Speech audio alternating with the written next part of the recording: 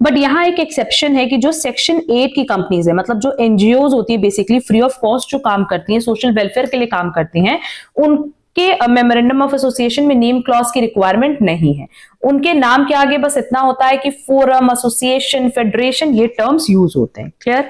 Next is situation clause और registered office clause. अब हर एक कंपनी का एक पर्टिकुलर, एक fix, that is permanent registered office होना चाहिए, जहां अगर हमें कंपनी से कॉन्टैक्ट करना हो तो हम इजिली कॉन्टैक्ट कर सके। Section 12 of the companies act talks about the situation clause और the registered office clause. As a name suggest, this clause states the location of the registered office. It is mandatory for a company to have a registered office within 30 days of its incorporation.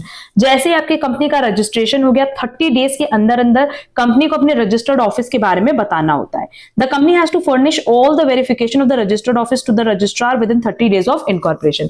Registration हो गया, वहां से 30 days का time मिल रहा है, so that आप अपने registered office के बारे में बता सको। आपका रजिस्टर्ड ऑफिस 30 डेज के अंदर अंदर होना चाहिए, और इस 30 डेज के अंदर अंदर कंपनी की ये रिक्वायरमेंट है कि कंपनी रजिस्ट्रार के पास उसका पूरा वेरिफिकेशन करा ले।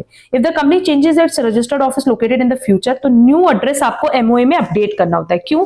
क्योंकि एमओए में आप मेंशन करो कि आपका रजिस्टर्ड ऑफिस क्लॉज कहां है, तो अगर आप उसमें कोई भी अपडेशन कर रहे हो तो एमओए में आपको अल्टरेशन करना होता है। क्लियर। एंड ये पॉइंट बहुत रेलेवेंट है कि जो रजिस्टर्ड ऑफिस है वो कंपनी का एक ही होता है, बाकी जितने होते हैं वो ब्रांचेस होते हैं। क्लियर। आगे लिखा है ऑब्जेक्ट क्लॉज। तो देखो ऑब्जेक्ट क्लॉज सबसे इंपॉर्टेंट क्लॉज है, क्योंकि कंपनी क्या काम करेगी वो चीज वो ऑब्जेक्ट क्लॉज में मेंशन करती है। अगर कंपनी ने मेंशन किया है कि हम ट्रेडिंग करेंगे, मतलब सामान खरीद करके बेचेंगे, तो सिर्फ ट्रेडिंग ही कर सकती है, मैन्युफैक्चरिंग नहीं कर सकती। क्लियर। अब लिखा हुआ है उसमें ट्रेडिंग ऑफ टाइल्स, तो सिर्फ आप टाइल्स का ही ट्रेडिंग कर सकते हो, अपार्ट फ्रॉम दैट कुछ भी आप ट्रेड नहीं कर सकते। This clause defines objective of the company. The companies can not indulge in activities not mentioned in the object clause. The object clause contains main objects, ancillary objects and other objects. If any company indulges in the activities beyond the scope of MOA, it will be termed as ultra vires and it cannot be further ratified by the members. Now what is ultra vires? Ultra vires का मतलब होता है beyond the power of the company.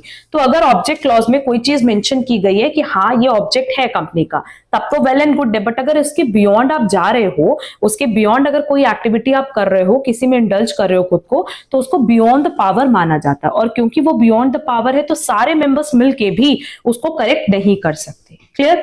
Next is liability clause. अब liability clause में ये mention करना होता है कि कंपनी लिमिटेड कंपनी है कि अनलिमिटेड कंपनी है।